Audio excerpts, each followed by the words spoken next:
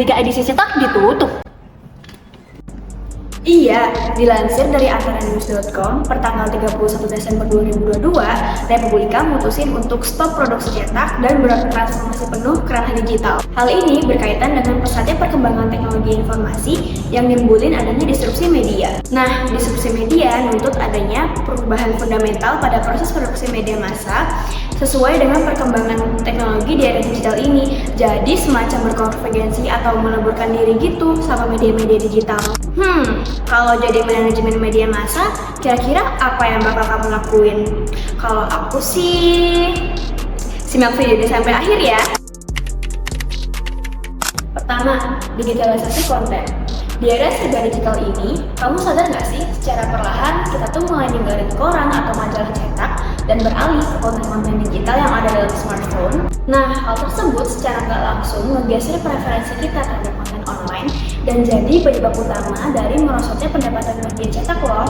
Hasil pendataan Serikat Perusahaan Pers terhadap 434 media menunjukkan hingga Mei 2020, sebanyak 71% media cetak mengalami penurunan omset hingga lebih dari 40%. Hal itu juga didukung oleh harga kertas yang naik setiap 3 bulan, nilai tukar dolar yang makin tinggi, dan juga semakin menurunnya permintaan terhadap koran cetak pasca pandemi COVID-19. Melihat keadaan tersebut, aku sebagai manajemen media massa bakal memilih untuk beralih full digital dan melakukan digitalisasi konten seperti Republika yang membuka 2 websitenya, yakni republika.co.id dan republika.id. Kira-kira apa bedanya ya? Republika.co.id itu sifatnya gratis dan ditujukan untuk pembaca yang pengen baca berita secara real time. Jadi waktu pemberitaannya ngikutin kecepatan pergerakan informasi. Karena demikian, maka berita yang disajikan belum begitu mendalam.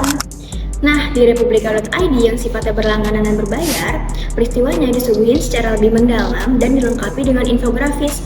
Jadi pembaca dapat lebih nyaman ketika membaca karena nggak ada tuh pop-up iklan yang mengganggu. Dengan melakukan digitalisasi konten, informasi yang disampaikan akan memiliki jangkauan yang lebih luas, sehingga akan lebih mudah dicari dan diakses oleh banyak orang. Yang kedua, ada pengoptimalan mesin pencarian pada website. Nah, zaman sekarang banyak media massa yang udah beralih ke media digital. Nah, gimana sih caranya agar media massa kita yang udah beralih menjadi website ini dicari oleh banyak orang dan dibaca oleh banyak orang? Berikut caranya. Yang pertama, menggunakan kata kunci yang relevan untuk judul dan konten yang kita sajikan. Yang kedua, membuat website kita menjadi mobile friendly karena kebanyakan pengguna sekarang menggunakan smartphone-nya untuk mengakses website kita sehari-hari.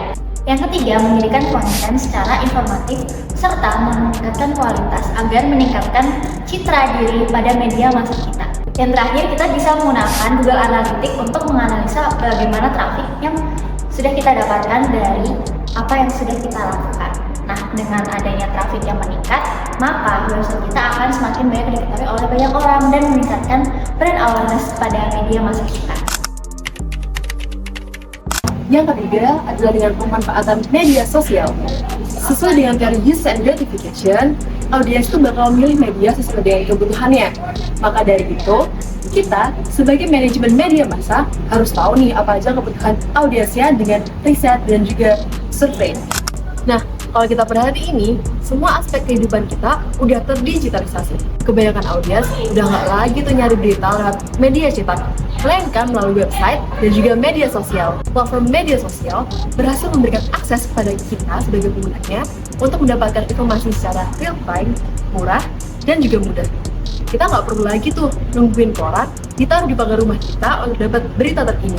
Data dari Weird Visual dan Nowhere pada tahun 2023 menunjukkan bahwa 83,2% masyarakat Indonesia menggunakan media sosial untuk mendapatkan informasi. Sedangkan 63,9% lainnya menggunakannya untuk tetap up to date dengan berita terkini. Wah, ternyata banyak juga ya. Oleh karena itu, media massa perlu mengikuti perkembangan tersebut dengan memanfaatkan media sosial. Kita bisa melihat kompas.com yang memanfaatkan berbagai media sosial seperti Instagram, TikTok, Twitter, dan media sosial lainnya. Mereka membuat berbagai konten yang menarik dan interaktif seperti quiz Kompas, video rekomendasi barang, dan konten menarik lainnya yang mampu mencakup audiens yang lebih luas. Audiens juga bisa kita libatkan dalam proses produksi konten loh. Beberapa caranya adalah dengan melakukan survei, polling, dan diskusi yang diadakan secara online. Kompas.com terbukti telah menerapkannya menggunakan feature broadcast yang ada pada Instagram. Melalui feature tersebut, kita dapat mengetahui kegemaran dan juga kebutuhan dari audiens secara langsung. Pemanfaatan media sosial dapat membangun hubungan yang baik antara media massa dan audiens yang terasa semakin dekat.